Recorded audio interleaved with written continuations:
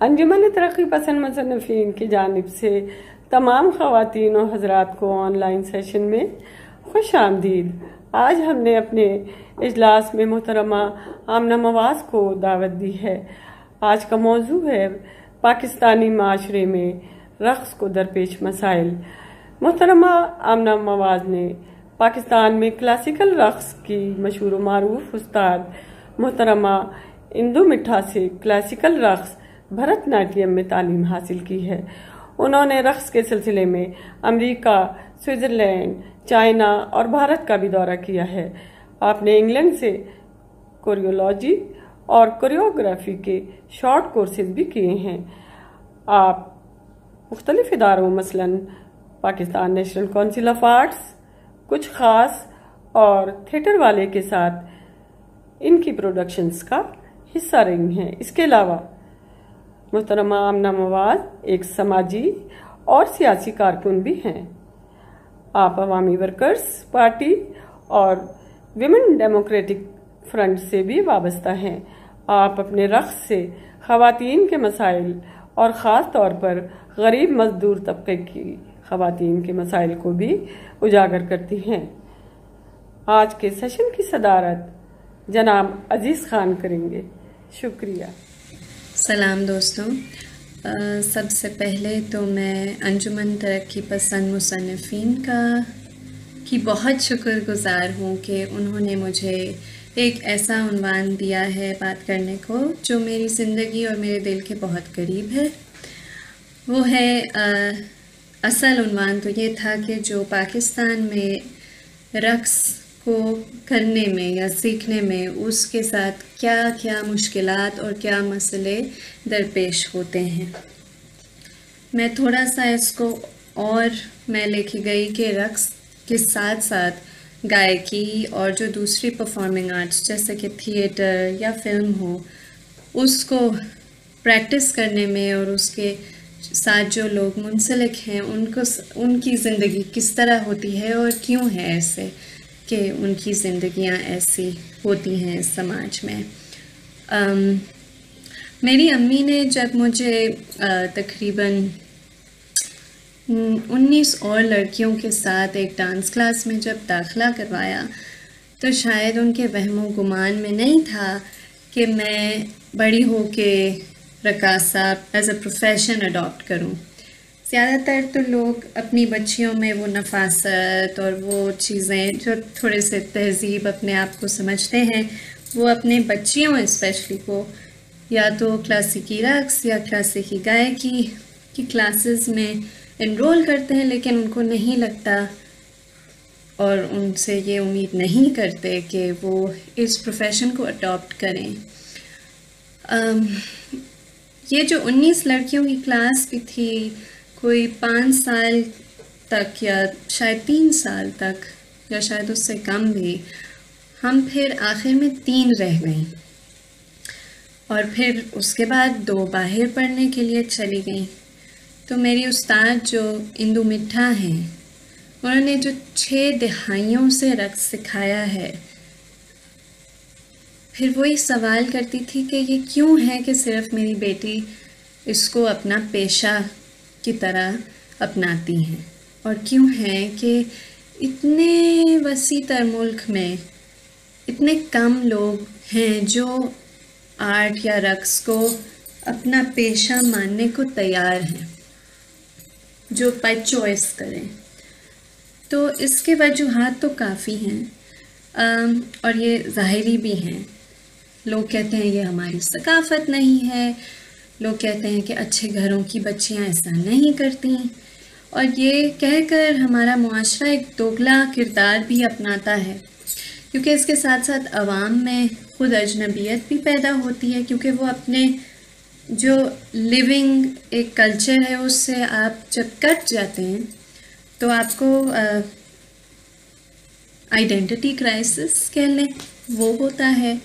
और फिर अजीब बात यह है कि इन्हीं घरों में ड्रामा, मौसीकी, फ़िल्म सब कुछ चलता तो है और सब उनके तमाशाई या कंज्यूमर हैं, लेकिन जब उनके अपने बच्चे फ़न को सीखना चाहते हैं और उसको पेशे के तौर पे आगे बढ़ना चाहते हैं तो घर में एक कयामत सी हो जाती है, क्योंकि ऐसा जुर्म है कि ये लोग जो हैं इंसानी तारीख और जज्बात से इतना दूर कर देते हैं अपने बच्चों को ही, कि फिर ये बच्चे और ये आगे वाली जो नस्लें हैं और ख़ुद भी हम एक फिर खला में रह जाते हैं, क्योंकि अगर ना तो माजी है तो फिर आगे मुस्तकबिल भी समझ नहीं आती, क्योंकि हम हाल में एक खला में हैं। अब आगे मैं जाना चाहती हूँ आर्ट और एंटरटेनमेंट के हवाले से, कि जब मैं एंटरटेनमेंट के बारे में सोचती हूँ अपनी आंखें बंद करके, तो मुझे चमकती हुई लाइटें नज़र आती हैं, ऊंचे शोर शराबा सुनाई देता है, हंसी मजाक। लेकिन एक तरफ ये हो रहा है और फिर दूसरी तरफ एक तमाशाई है जो ये सब कुछ अब्जॉर्ब, जैसे एक स्पंज होता है, वो कर रहे हैं। और ये तमाशाई का किरदार महज एक ग्राहक, एक क्लाइंट तक महदूद है, कि वो इसमें ना तो पार्टिसिपेट कर रहे हैं, इसमें कुछ सच इसमें अपनापन नहीं है कुछ भी, वो बस ठोसा जा रहा है ऊपर से। और आज के दौर में जहाँ सब कुछ बिकता है, यही एंटरटेनमेंट का मायने समझ आता है मुझे। तो चाहे ये सोशल मीडिया पर हो, या चीज़ों के इश्तहारात में, या टीवी ड्रामे में, या आइटम नंबर, और ये जो सारे एंटरटेनमेंट के पीस हैं, इनको हम देखें तो इनके पीछे जो फंड करते हैं ये हमारे कौमी इदारे होते हैं, या ऑफ कोर्स जो हमारे सरमायादाराना वो तबके के लोग हैं, मल्टीनेशनल्स हैं, ये इस एंटरटेनमेंट को प्रोड्यूस कर रहे होते हैं। और इस सब में वो पहली वाली जो तनकीद जहन में आती है, ये जो हमारी सकाफ़त नहीं है, तो फिर मेरे दिमाग में ये सवाल आता है कि हमारी सकाफ़त क्या है और ये मेयार कौन तय करता है, का जो सोचने का पैटर्न है वो कौन बनाता है। ख़ानदान, तालीमी निसाब इसके ज़िम्मेवार हैं, लेकिन ये भी हकीकत है कि इस्लाम के नाम पर मुआशरे ने अपने आप को आइडेंटिफाई किया है, मगर सच बात यह है कि एक्चुअली बिदरशाही, तशद्दुद, मुनाफिकत और मुनाफे का राज है। इस पस मंज़र में अब हम देखते हैं कि आर्ट या इंसानी तख्लीक और फ़न की ताकत किस तरह एंटरटेनमेंट और प्रोपेगेंडा की वजह से दबाया जाता है। इतने औरत दुश्मन आइटम नंबर हमारे कौमी इदारे बनाते हैं, और इससे मैं परेशान इसलिए ज़्यादा हो जाती हूँ क्योंकि एक तरफ लोक और क्लासिकी रक़्स को और नाटक को अंग्रेज़ों के दौर का, जो मतलब 19वीं सदी की एक एक्ट थी, ड्रामेटिक परफॉर्मेंसेस एक्ट, या आप गूगल भी कर सकते हैं, पंजाब गवर्नमेंट में अभी तक लागू है।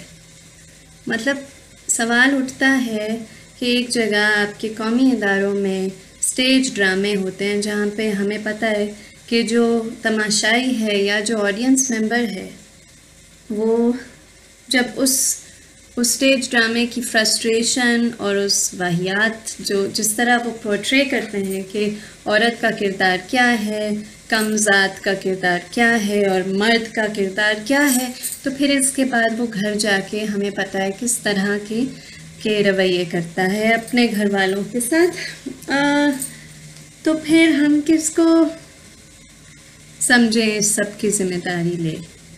क्या यही जो इदारे जो हमें एज़ रकास हमें बहुत ना तो सपोर्ट करते हैं उस तरह से, जब कभी साल में एक दफ़ा एक परफॉर्मेंस हो तो वो फिर आपको बुला लेते हैं जैसे बहुत एहसान करते हैं, और फिर साथ साथ इसके जो हमारे शायद मेरी तरह अगर कोई फ़नकार नहीं है जिसकी शायद फैमिली बैकिंग या तबके का वो थोड़ा सा बैकिंग है, वो कोई लोग या सो कॉल्ड जूनियर आर्टिस्ट कहलाते हैं, अगर वो हैं तो वो तो और भी गए गुजरे हैं इस निज़ाम में, ना कुछ सपोर्ट मिलती है, ज़लालत, ठोकरे, ये चीज़ें।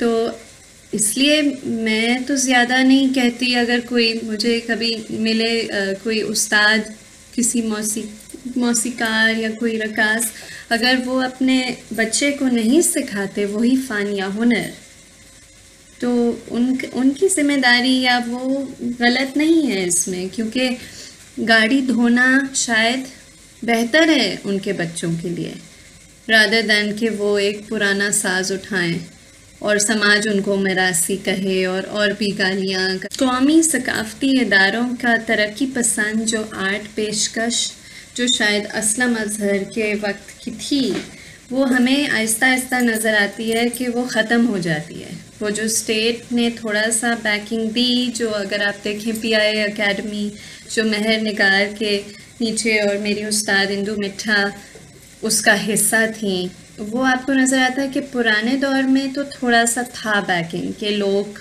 जो तहज़ीब है या क्लासिकी तहज़ीब या तजुर्बाती भी उसको थोड़ा सा बैकिंग या सपोर्ट मिलती थी, लेकिन अब सिर्फ वो चीज़ें जो बिकती हैं।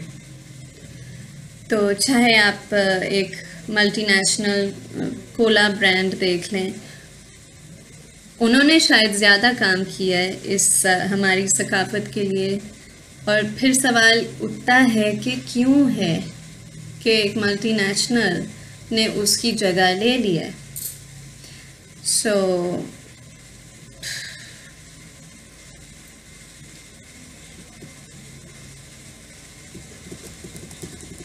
अब मेरा अगला पॉइंट होगा आर्ट और निसाब के ऊपर, कि ये जो रियासत का किरदार होना चाहिए कि वो आर्ट को सही मायनों में अवाम दोस्त बनाए, ना कि एक दोगला किरदार जो कि एक जगह आर्ट के ज़रिए मुनाफा कमाए और फिर वही घिसी पिटी जागीरदाराना सोच को फ़रोग़ भी दे। अगर हम अपने ड्रामों को देखें, ये बुरी औरत और पता नहीं आइटम नंबर जो पाकिस्तान जाऊंगी या पता नहीं क्या,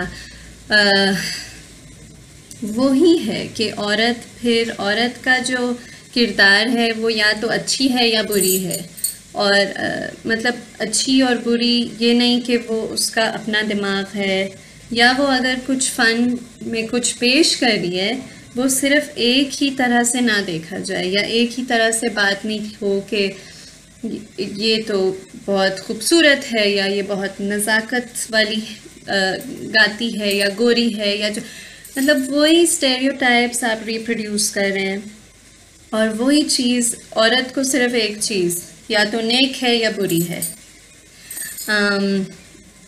तो ये आई थिंक रियासत का किरदार होना चाहिए इस समाज में, ताकि शायद अगर हमें लगता है कि लोग बैकवर्ड हैं, जो एक्चुअली बैकवर्ड बनाए गए हैं, रियासत का तो किरदार होना चाहिए कि वो लोगों को रोशन ख्याली की तरफ लाएं और खुशहाली की तरफ। क्यों है कि लोग खुश नहीं हो सकते?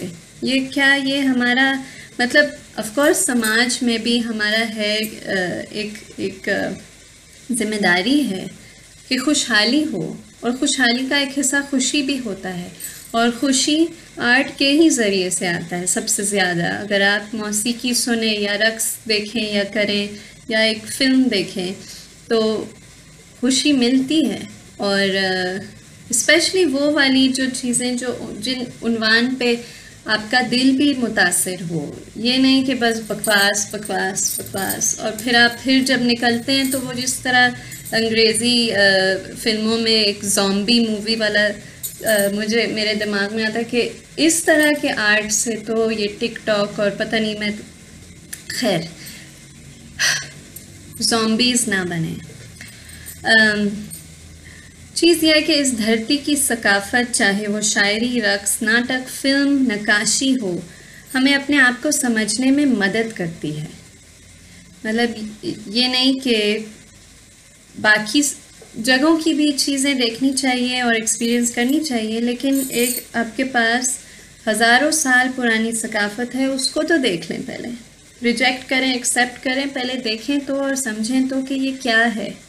इसके पीछे जो टेक्स्ट्स हैं, जो हज़ारों साल पुराने टेक्स्ट हैं, जैसे कोई नाट्य शास्त्र है या मुख्तलिफ बहुत आर्ट के ऊपर काम किया है लोगों ने इस खित्ते में, उसको तो हम बस नज़रअंदाज करते हैं। तो मेरा पॉइंट ये है कि या तो आप एक्सेप्ट रिजेक्ट हमारी सकाफ़त है नहीं है, पहले जाने तो क्या है।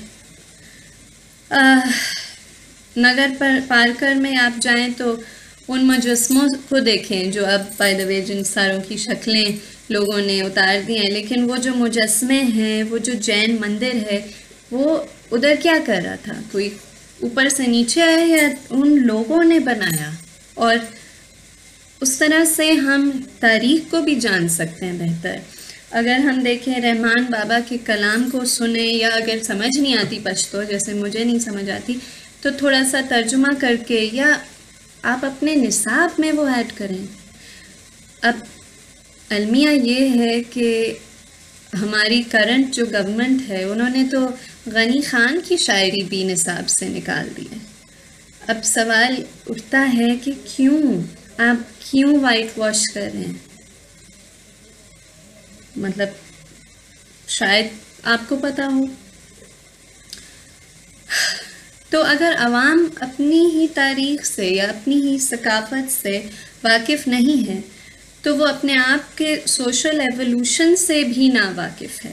मतलब अपने जो अभी जो हमारी लिव्ड एक्सपीरियंस है, ये सिर्फ मैं नहीं हूँ, आमना नहीं हूँ, या आप नहीं हैं, ये हम सब का एक मुश्तरका कलेक्टिव एक किस्म की तारीख़ और सकाफ़त है जो जानने की ज़रूरत है और जिसको रिसर्च करने की ज़रूरत है। अब मैं उस तरह के एग्ज़ाम्पल्स देना पसंद नहीं करती कि देखें वहाँ कितना काम हो रहा है, लेकिन सीरियसली उसके अलावा मैं कुछ बोल भी नहीं सकती कि और जगहों पे और रियासतों ने चाहे अपने ही फ़ायदे के लिए या एक फैशिस्ट प्रोपेगेंडा के लिए अपनी तारीख़ में या सकाफ़त को सपोर्ट किया है।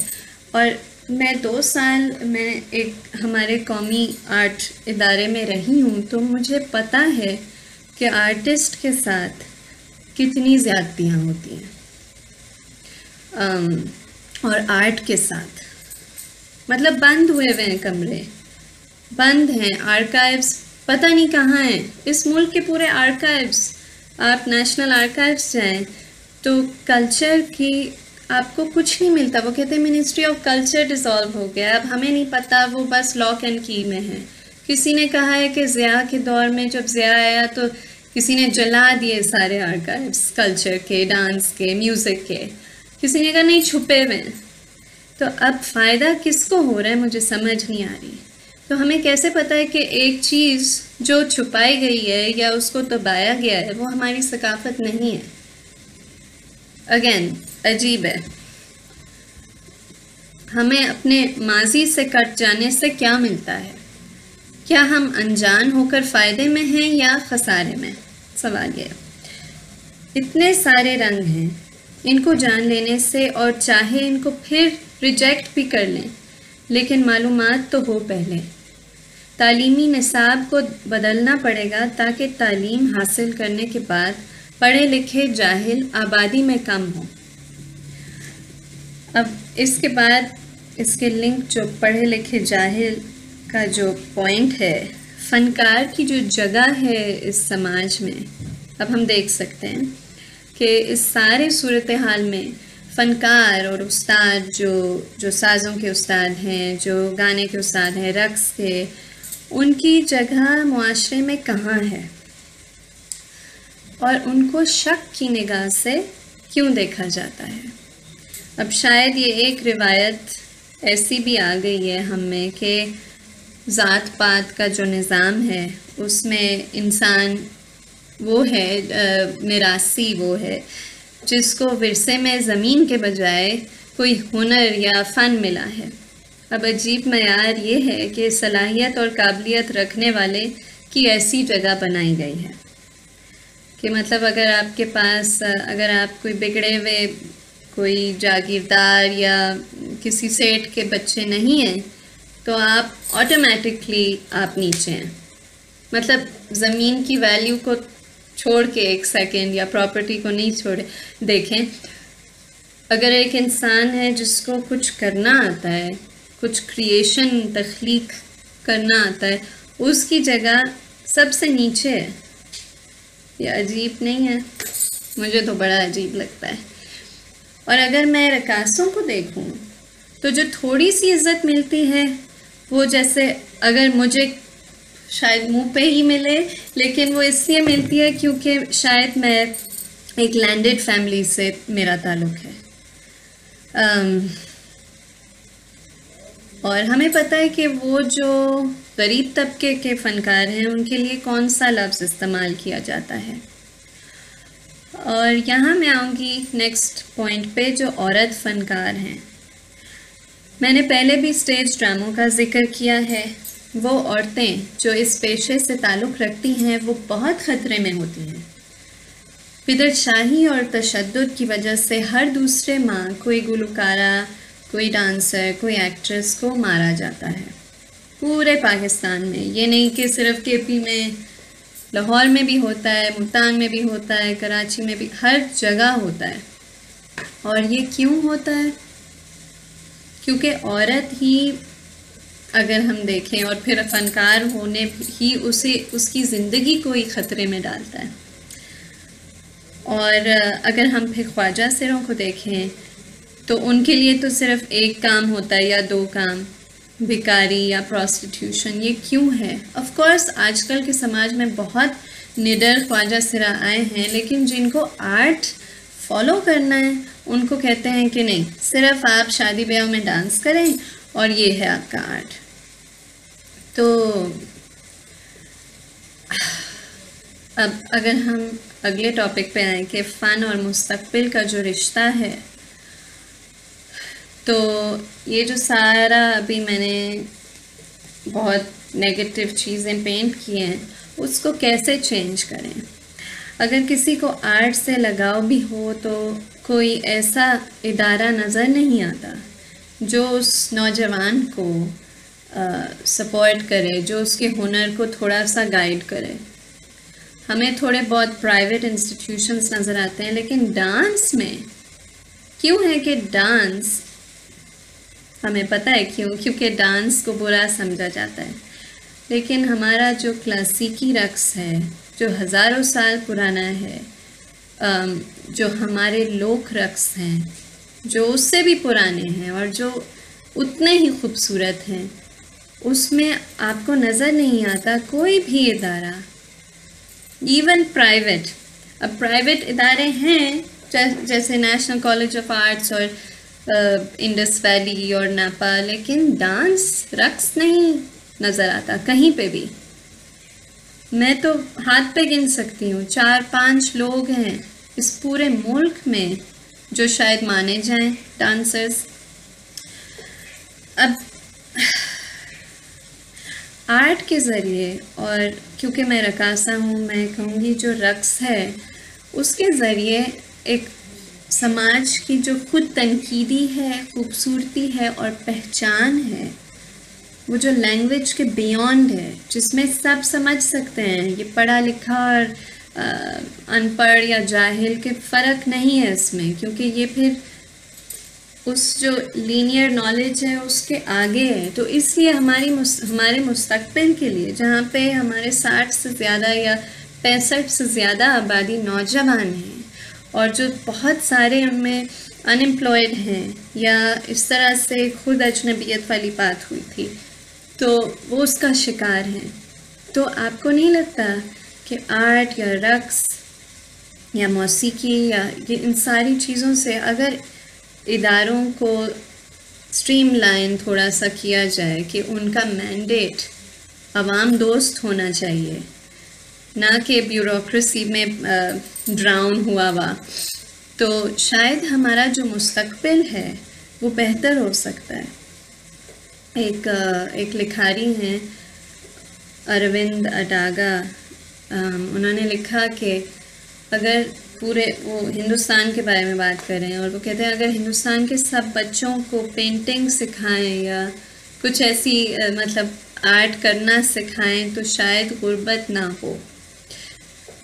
क्यों कह रहे हैं ऐसे? मुझे इसलिए दिल को लगा, इसलिए क्योंकि आर्ट से एहसास डेवलप होते हैं, जो कहते हैं एम्पैथी, या स्पेशली अगर आप थिएटर में देखें तो आपका जो किरदार जब आप एक किरदार में आते हैं तो आपके बहुत मुख्तलिफ हो सकता है वो किरदार आपकी असल ज़िंदगी में, लेकिन फिर आप उसको समझ सकते हैं।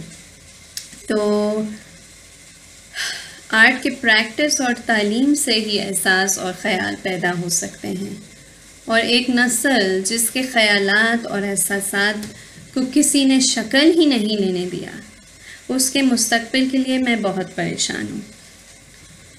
शनाख्त छुपाने के बजाय समझना चाहिए कि ये हमारा एक ही लीनियर शनाख्त नहीं है, हमारी एक ही शनाख्त नहीं हो सकती कि अच्छा जब मोहम्मद बिन कासिम आए तो फिर ही हमारी शनाख्त शुरू हुई, वो बाकी सब हिंदुआना है, वो सब बैकवर्ड है। नहीं, हमें देखना तो चाहिए कि क्या है रिजेक्ट करने से पहले, स्पेशली जब आप रक्स की बात करें या आर्ट की बात करें, तो वो आपको सोचने को में सिखाता है, आपको एक सोच ऐसे जो टेक्स्ट बुक्स के अलहदा है।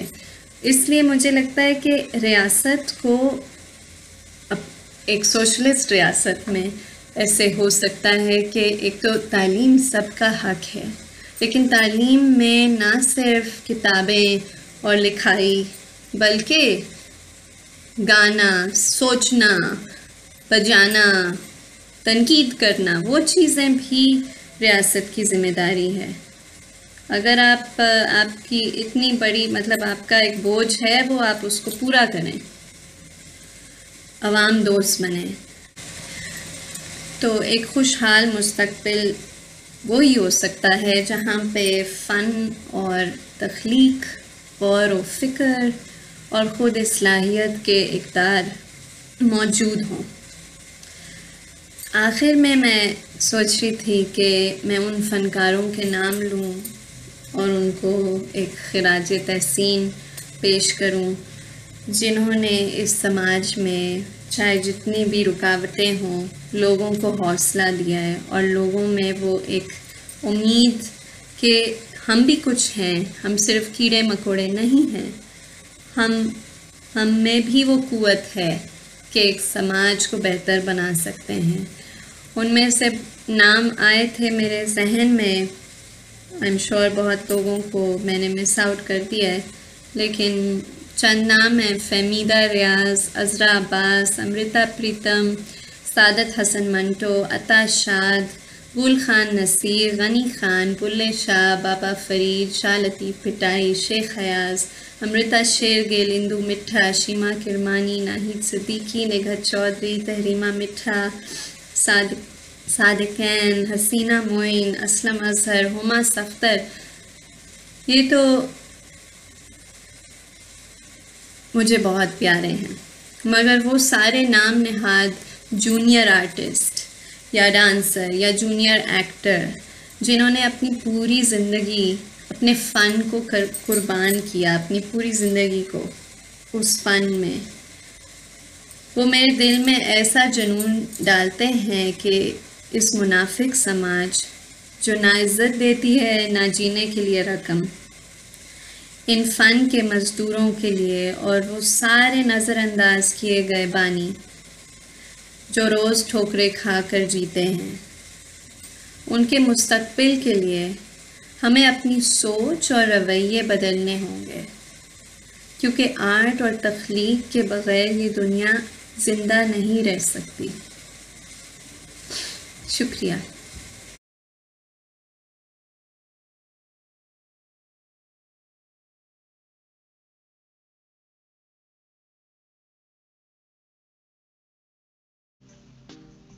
Hey there. Subscribe to my channel. And also press this bell icon, so you never miss any new updates, cause whenever we upload new video you will get a notification on your phone.